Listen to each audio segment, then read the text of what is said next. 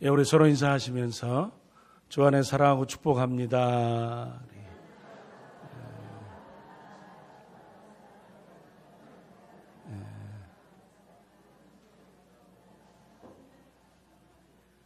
예, 또 2017년 살아오느라고 애쓰셨죠? 예, 수고하셨습니다. 또 내년에는 더 잘 될 겁니다 하고 한 번 더 축복하시면서 인사하시길 바랍니다.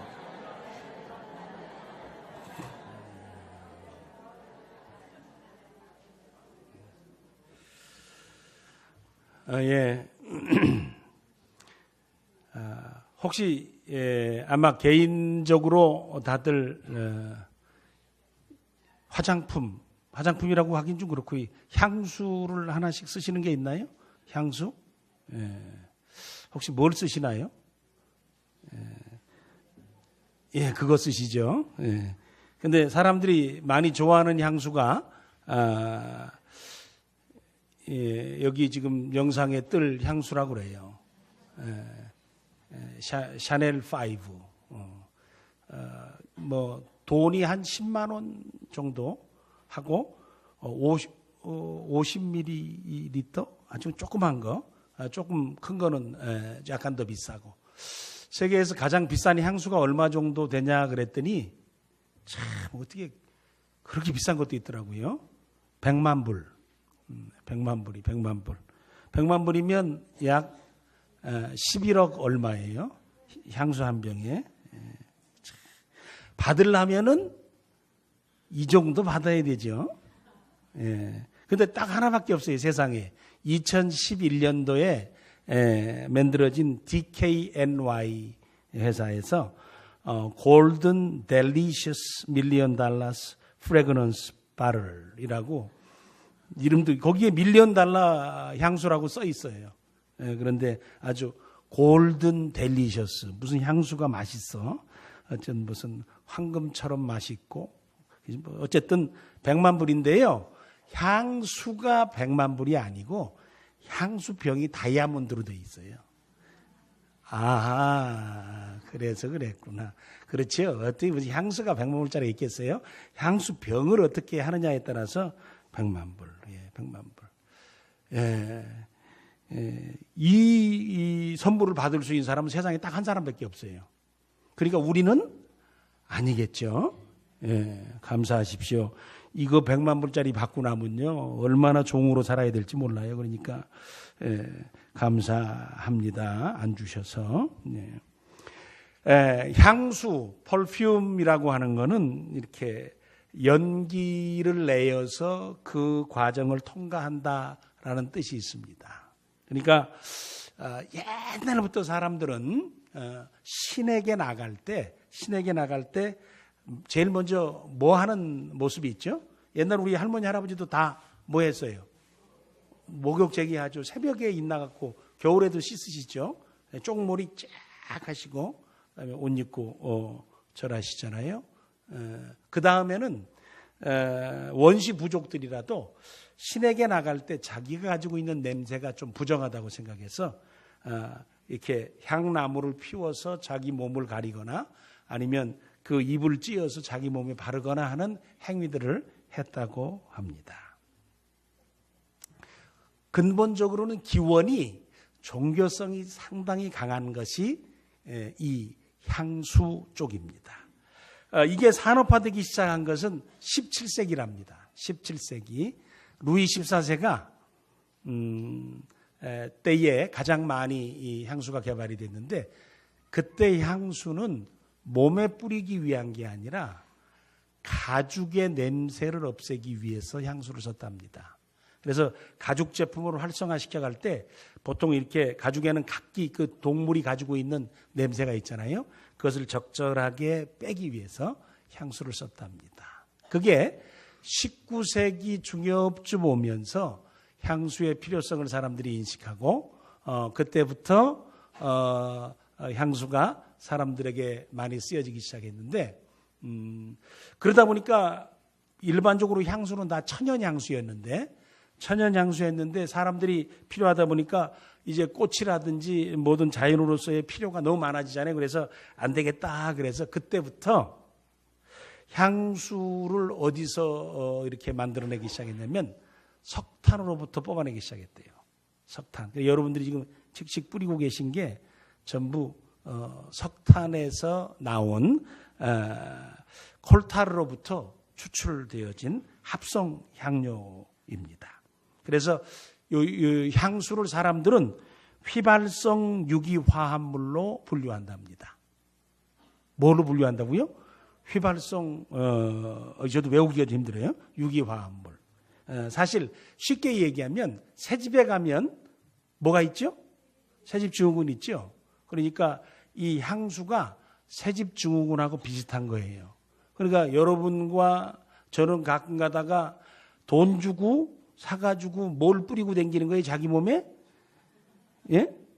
새집 증후군을 만들어 가지고 다니는 거예요. 그러니까 향수가 유기화합물이 휘발성 유기화합물이기 때문에 사람의 몸에 어떤 사람은 참 안 맞는다고 그래요. 특히 어린아이들한테 안 좋고 임신한 사람들은 절대 좀 하지 말라고. 임신한 사람 옆에 있는 사람도 안 하면 좋겠죠.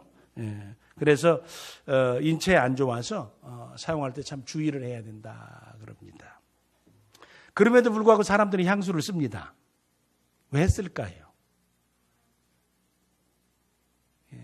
저도 어느 순간인가 운동을 했는데요. 운동하면 제일 먼저 목으로 이렇게 땀이 내려오잖아요. 그런데 갑자기 제 몸에서 냄새가 나는 거예요. 이런 기적이 일어나다니. 저는 제 몸은 아주 순수해가지고요. 땀이 나도 별 냄새가 안 났어요. 그런데 어느 날부터인가 고약한 냄새가 나는 거예요. 그래서 가끔 복식을 쳐야 되잖아요. 그래가지고 이게 어떻게 해야 되나 이걸 이렇게 해야 되나 그럴 때가 있었어요. 그러다 보니까 그때 좀 착착 뿌리면은 좀 낫겠죠. 얼른 옷을 갈아입거나 옷 갈아입기 쉽지 않고요.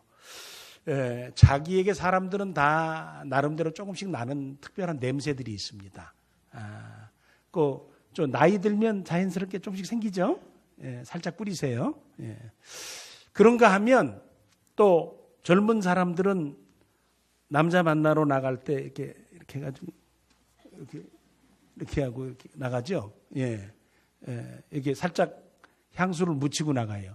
그러면 이렇게 상대방을 볼 때 사람 얼굴만 보이는 게 아니라 뭐까지 같이 들어오죠. 냄새까지 들어오면 나중에 그 냄새가 나면 그 사람을 금방 또 떠올리죠. 그래서 나중에 향수도 한 병 이렇게 갈 때 주는 거예요. 자기가 쓰던 거 바르라. 그러면 늘 누구 기억이 날 거예요? 자기에 대한 관심을 살짝 유도하는 의도도 있을 겁니다. 그렇다면 하나님께서 오늘 출애굽기 30장 22절에서부터 33절까지 사실은 하나님이 만들라고 한 향수에 대한 향기름에 대한 내용이 나와요. 이 향기름에 대한 내용이 나오는데 무엇 때문에 하나님께서는 향기름을 만들라고 하셨을까라는 거예요. 여기 보니까 답은 아주 정확하게 25절에 기록을 해 놓으셨습니다.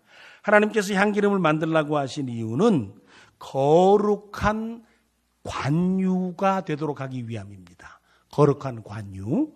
25절을 쉬운 성경에서 번역할 때 이렇게 번역하면서 우리에게 이해하기 쉽도록 해 주었습니다.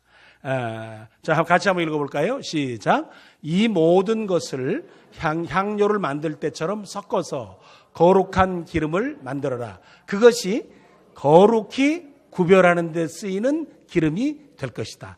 우리 개정개혁에는 관유라고 번역하는 것을 쉬운 성경에는 뭐라고 보냐면 거룩히 구별하는 데 쓰는 기름으로 쓸 거다. 그러니까 기름은 기름인데 그 기름을 발랐을 때의 의미가 구별되게 하기 위한 의미가 있다라는 겁니다. 그러면 도대체 하나님께서는 무엇을 구별하시기 위해서 이 거룩한 향기름, 거룩하게 구별하기 위해서 쓰이는 기름을 만들라고 하셨냐라면 여기 26절서부터 시작해서 30절까지 몇 개의 성막과 회막의 기구들이 나오죠. 26절에 보면 뭐가 있나요? 회막과 증거궤. 증거궤는 뭐죠? 법궤. 그리고 27절에는 상인데 이건 무슨 상이죠? 떡상. 그리고 모든 기구이며, 떡상에 필요한 기구들이죠. 등잔대, 등대와 그 기구이며, 분향, 향단과 그 기구이며, 번제단과 그 모든 기구들이며, 물두멍과 모든 기구들이고, 그 받침에 발라서 그것들을 구별해라라는 겁니다. 그 다음에 30절에 보니까 사람한테도 바르죠. 누구와 누구에게 바릅니까? 아론과 아론의 아들들에게 바르라라는 거예요. 그래서 그 기름을 바른 다음에는 이것이 구별됐다라는 의미를 갖도록 하기 위해서 여기에 향기름을 만들어서 구별되게 발라주어라라는 겁니다. 무슨 얘기입니까? 지금 성막의 모든 기구들은 누가 만들었죠? 오홀리압과 부사렐과 같은 사람들이 만들었습니다. 그러니까 다 하나님께서 이렇게 만들라고 해가지고 사람들이 열심히 또 하나님께서 주신 지혜와 은사대로 열심히 만들었습니다. 그렇게 만들어서 쫙 만들어가지고 다 만들어 놨어요. 그런데 하나님께서 모세에게 향기름을 제작해서 그것들에게 이제는 발라라 그럽니다. 그래서 그 기름을 회막부터 시작해서 번제단과 물두멍과 떡산과 등대와 향단과 법궤에 이르기까지 다 바릅니다. 또 아론과 아론의 아들들에게 다 바릅니다. 그 과정을 통해서 이제 이것은 너희들이 만들었지만, 너희들이 수고하고 애쓰고 지혜롭게 내가 하라는 대로 다 해서 만들었지만, 지금부터는 너희 것이 아니라 누구에게 속한 것이 됐다라는 거예요? 내게 속한 게 됐다라는 거예요. 너희들이 만들고 너희들이 수고하고 너희들이 애썼지만 지금부터는 이것은 나에게 속한 것이 되며 나를 위한 고유의 목적을 가지고 이제 세상에 존재하게 될 것이다 라는 겁니다. 오로지 하나님 제사와 하나님께 드려지는 일만을 위해서 사용하지 다른 목적을 위해서 쓸 수 없다라는 거예요. 그렇죠? 오늘날로 말하면 그런 거죠. 저희 집 피아노가 있잖아요. 피아노는 저 어디서 만들었죠? 삼익에서 만들었습니다. 삼익에서. 근데 우리 사랑하는 식구들이 헌금해가지고 저 피아노를 갖다가 예배하는 처소에 딱 놨어요. 그러면 저 피아노는 앞으로 뭐를 위해서 쓰여지게 구별된 겁니까? 예배를 위해 쓰여지는 거죠. 저기서 니나노 니일리리야 그거 하면 되겠어요?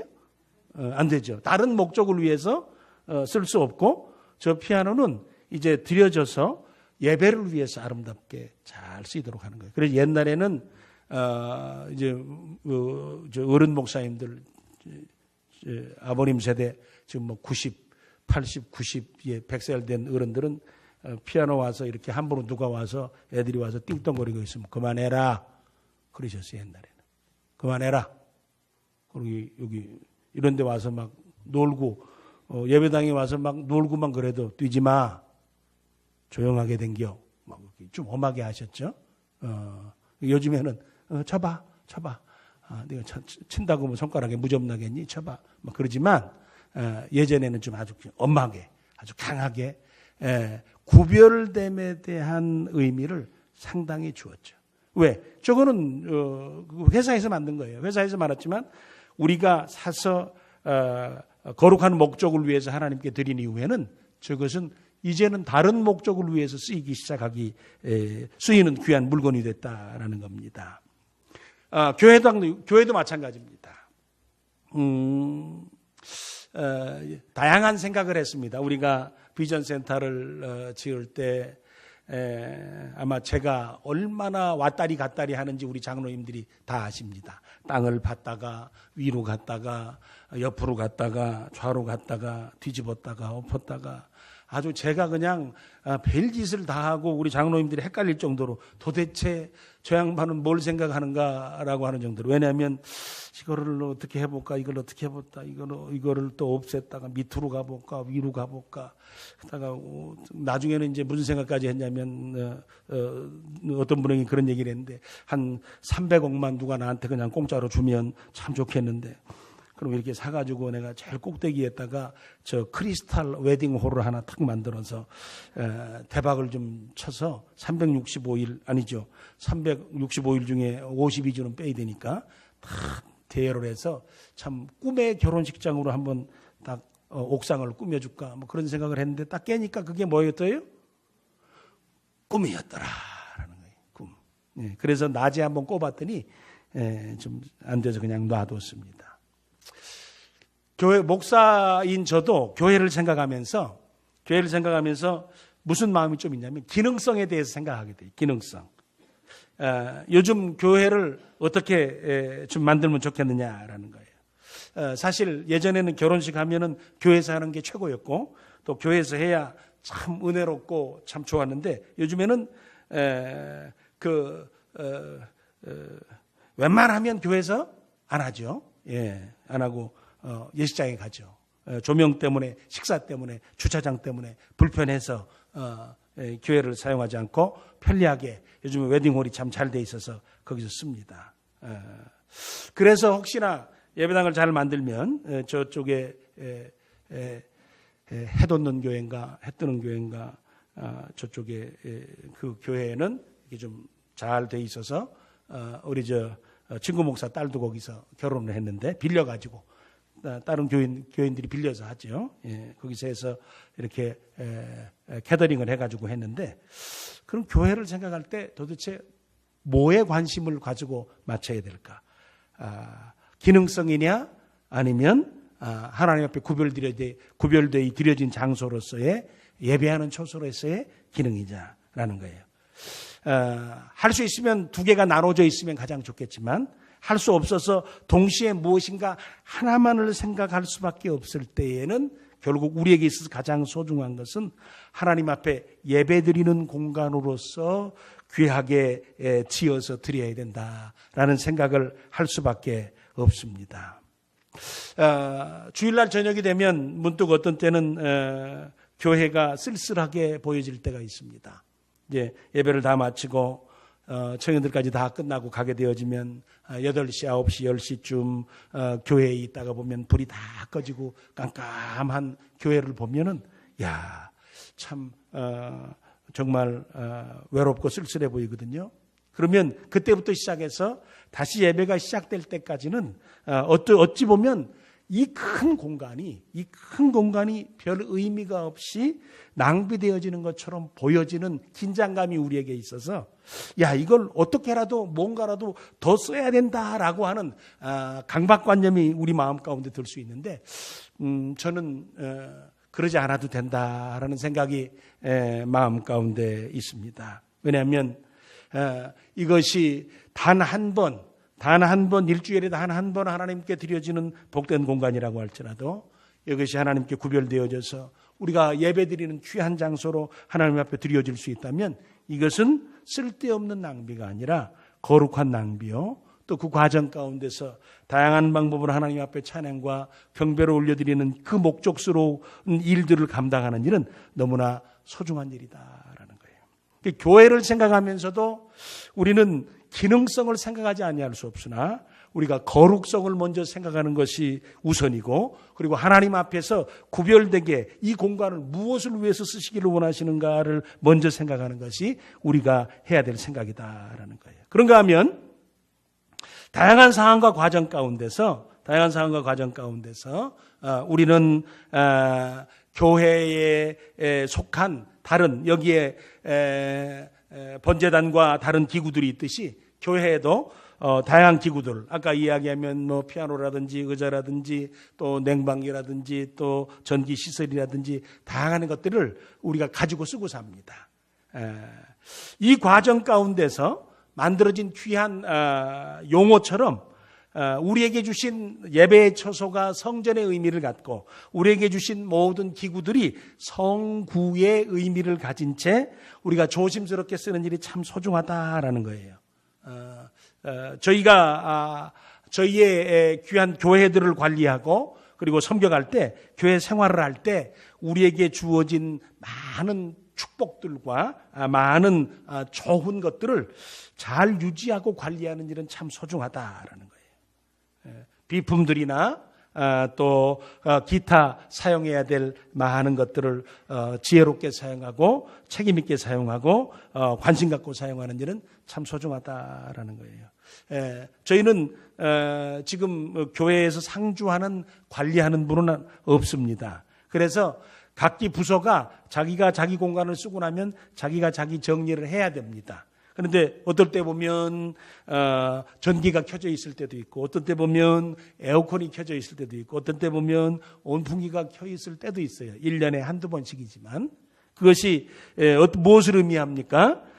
우리가 가지고 있는 것들, 우리가 사용하는 공간들을 하나님께서 구별해서 모이고 함께하고 교제하고 복스럽게 쓰기 위해서 지혜롭게 살피며 관리하며 주의하는 일이 참 소중하다라는 거예요. 그냥 누군가 하겠지, 누군가가 관리하겠지, 누군가가 나중에 끄고 가겠지, 누군가가 나중에 이렇게 하겠지가 아니라 내가 내 눈에 보이는 만큼 내 마음에 생각이 드는 만큼 관리하는 일은 참 소중하다. 그래서 우리가 조금씩 마음이 어두워질 때 우리의 주변, 우리의 공간, 우리의 예배하는 처소가 밝아지고 깨끗해지고 그리고 온전하게 유지되어지며 조심스럽게 사용되어질 수 있다라는 겁니다.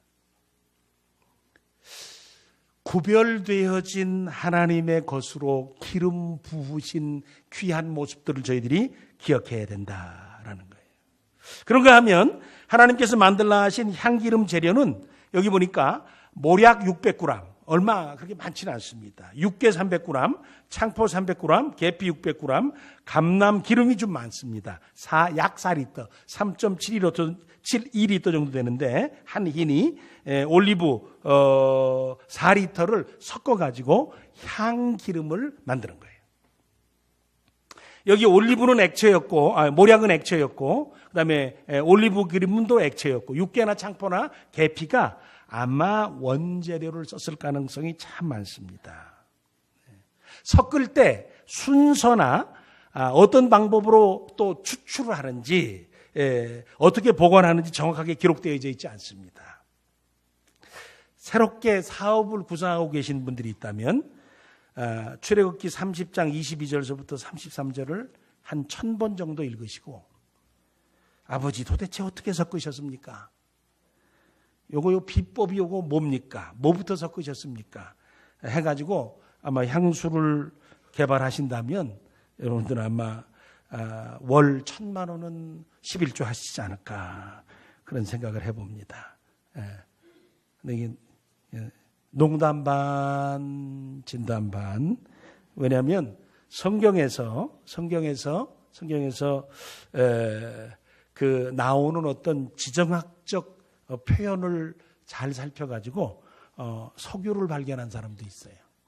그러니까 여기에 향기름을 만든 이 특별한 기름인데, 구별되어진 기름인데 이것을 만들어서 사용하는 그런 과정을 누가 한번 기가 막히게 개발한다면 좋을 것 같은데 문제가 하나 있어요. 뒤에 저주가 붙어 있어요. 이거는 대박 나는 게 아니라 저주가 붙어 있어가지고 이것을 만들어서 쓰면 망한다 그렇게 돼 있어요.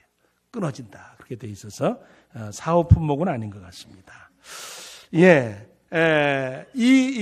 향 재료는 여기에 나오는 모략이라든지 육개라든지 창포라든지 계피라든지 또 올리브유라든지 이런 내용들을 보면 그것들을 통해서 향의 재료를 얻을 때에 그 나무에 상처를 내거나 가지를 다 자르거나 또는 올리브유 열매를 눌러서 짜서 기름을 내거나라는 어떤 고통의 과정을 다 겪어야 했습니다. 또 뒤에 34절에서 38절에 나오는 향을 만드는 것과 유사한 과정에서 거의 동일시하게 써놓았는데 고통스러운 과정을 통해서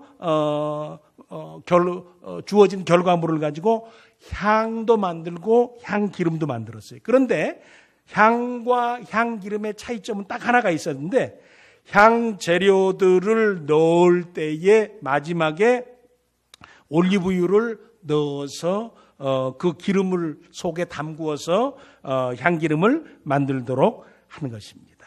그래서 향기름을 성구와 제사장들에게 발랐을 때 아마 독특한 향이 그것으로부터 발산되어져서 누구든지 그 향을 보면 이게 하나님께 드려진 거구나, 이게 하나님께서 구별하신 거구나 라고 누구나 이스라엘 백성들은 한 번 그 향을 맡고 나면 그 다음에는 누구나 다 이게 하나님이 구별하신 성구들이구나, 하나님께서 구별하신 사람이구나 라는 것을 누구나 알 수 있는 향 냄새가 났다라는 겁니다. 여기서 학자들이 누구나 그렇다면 여기서 이야기하는 향기름의 의미가 뭘까? 성경 전체적으로 우리가 보았을 때 향기름은 성령의 역사하심을 의미한다라고 이야기합니다. 그러니까 성도석에, 성도의 삶 가운데, 성도의 생애 가운데 성령께서 역사하셔서 인을 쳐주시고 그 다음에 기름을 부어주시고 성령으로 충만하게 해주셨을 때에 나타나는 독특한 향내가 있다라는 거예요. 세상 사람들에게는 맡을 수 없고 세상 사람들에게는 전혀 나지 않고 믿는 믿음의 사람, 은혜 안에 머무르면서 성령님의 기름 부으심과 은혜 베풀어 주심과 도장 찍어 주심을 경험한 사람들에게 나는 특별한 냄새가 있다라는 거예요. 그게 뭔 냄새냐? 그러니까 성도에게서 나는 가장 귀한 냄새 가운데 하나가 내적인 확신에 대한 냄새인데, 그 내적인 확신이 나는 하나님의 자녀다라는 확신 있는 고백이 그로부터 향기처럼 밖으로 내뿜어진다라는 겁니다. 우리는 바울 사도를 통해서 이 사실을 같이 신앙 고백으로 고백할 수 있죠. 갈라디아서 2장 20절 보면 바울 사도는 이렇게 확신하며 고백하며 외쳤습니다. 우리 같이 한번 읽겠습니다. 시작. 내가 그리스도와 함께 십자가에 못 박혔나니 그런즉 이제는 내가 사는 것이 아니요 오직 내 안에 그리스도께서 사시는 것이라.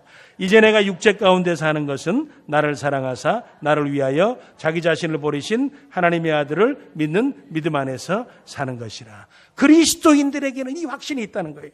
나는 하나님의 자녀다. 이제 나는 죽었다. 나는 죽고 내 안에 그리스도께서 살아계신다. 내가 사는 것은 이제 나를 사랑해서 나를 위해서 자기 것을 다 주신 하나님의 아들을 믿는 믿음 가운데 산다. 라는 확실한 내적인 확신과 고백이 그 안에 살아있다라는 겁니다.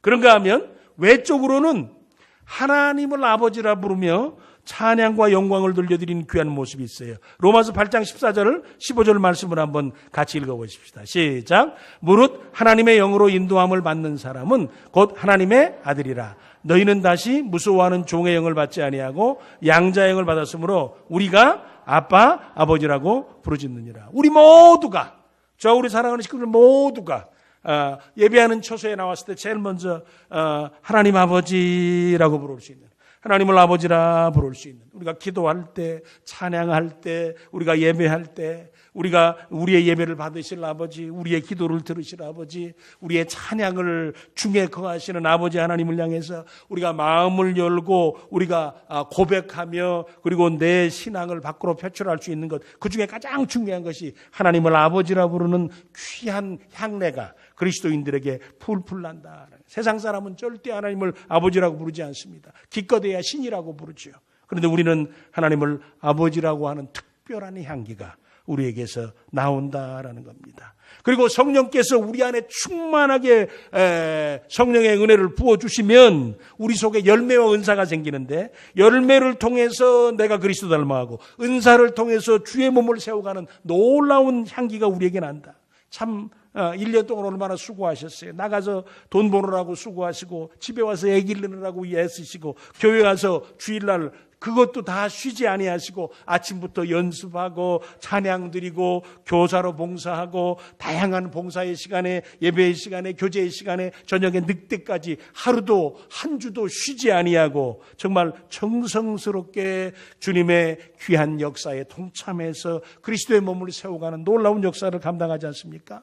사람의 힘으로 못하죠. 세상 사람들은 못해요. 가서 사우나 가고 쉬고 여행 가서 쉬고 그다음에 헌금할 곳으로 자신의 인생 전 세계 여행 다 하고 돌아다닐 수 있는데 하나님 앞에 드리울 뿐만 아니라 시간과 몸과 마음을 다 들여서 정말 주의 몸과 주의 나라와 주의 일과 주의 역사를 생각하기 위해서 그리스도의 몸된 교회를 세워가는 놀라운 역사를 감당하죠. 우리 속에 정말 내가 잘 되고 있고 잘 살고 있음에도 우리 채찍을 자기 손에 들고 자기를 때리면서 아버지 하나님 나는 아직도 멀었습니다. 왜 내가 이렇습니까? 아직도 왜 이 모양으로 삽니까? 스스로에게 채찍을 들며 주를 따라가도록 성령의 열매와 은사로 우리를 도와주시는 특별한 향기가 있어요. 자기 몸부림과 자기 헌신의 고귀한 삶을 살아가도록 주께서 우리 안에 역사하시는 놀라운 축복이 있다라는 겁니다. 우리는 그 향기가 나는 거예요. 하나님이 구별하셔서 자기 백성 삼으시니까 구별된 백성을 통해서 그런 아름다운 향기와 그 아름다운 모습과 아름다운 고백과 아름다운 자기 드러냄과 그 복된 삶을 살아가도록 우리를 통해서 세상 그 어떤 사람, 그 어떤 교육을 통해서 그 어떤 헌신을 통해서도 이룰 수 없는 고귀한 성도의 삶을 살아가도록 인도해 주시는 축복이 있다라는 거예요.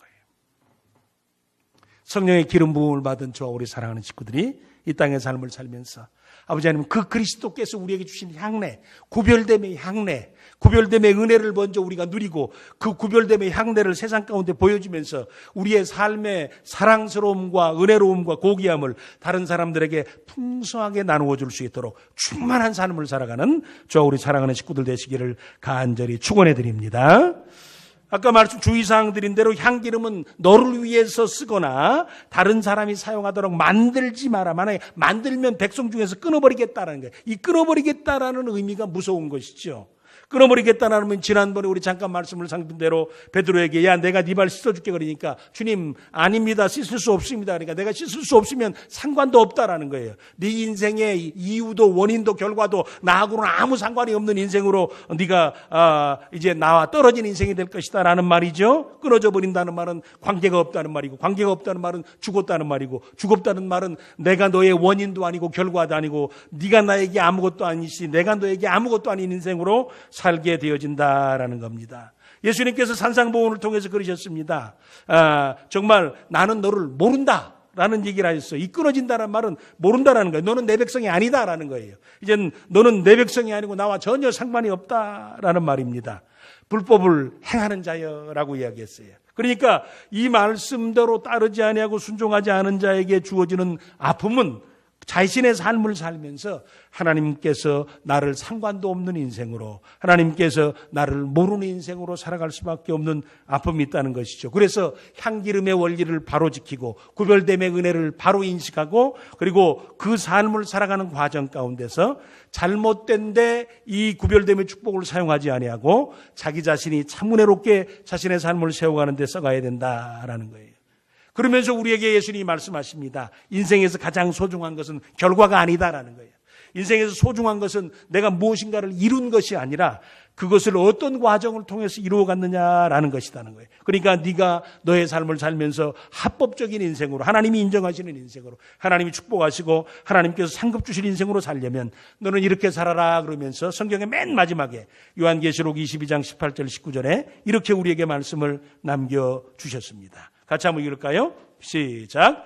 내가 이 두루마리의 예언의 말씀을 듣는 모든 사람에게 증언하노니 만일 누구든지 이것들 외에 더하면 하나님이 두루마리 기록된 재앙들을 그에게 더하실 것이요 만일 누구든지 이 두루마리의 예언의 말씀에서 제하여 버리면 하나님이 이 두루마리에 기록된 생명나무와 및 거룩한 성의 참여함을 제하여 버리시라. 아멘.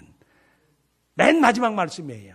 요한계시록 22장 18절, 19절, 20절, 21절, 22절 아멘 주 예수여 오시옵소서 하시기 직전에 성도들을 향해서 마지막 우리에게 주신 말씀. 야 인생에서 중요한 게 뭐냐 그러니까 네가 무엇을 했느냐가 아니라 네가 하나님께서 기뻐하시는 대로 원하시는 대로 하나님이 말씀하시는 대로 그 삶을 살았느냐를 점검해보는 일이 너에게 소중하다. 하나님의 말씀은 더하지도 말고 빼지도 말고 그 말씀을 그대로 따라가려고 애를 써라.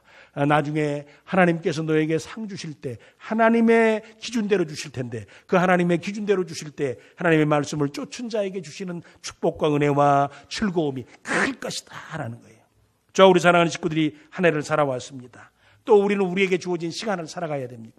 무엇이 의미가 있겠습니까? 시간이 오고 가는 것이 의미가 있는 것이 아니라 그 시간 앞에서 나는 어떤 자세로 내 인생을 살고 있는가라는 것이 가장 소중할 것입니다. 시간은 왔다가 흔적을 남기고 갑니다. 흔적을 남겼을 때 내가 남긴 흔적이 믿음의 흔적이 되기를 소원해야 합니다. 하나님이 기뻐하시는 흔적이 되기를 소원해야 합니다. 하나님 앞에 순종하는 사람의 흔적이 남기를 소원해야 됩니다. 그 삶을 살아가는 과정 가운데서 훗날 칭찬과 상급과 영광에 참여할 귀중한 하나님의 사람으로 부름받으시고 세워지시는 저 우리 사랑하는 식구들 되시기를 간절히 축원해 드립니다.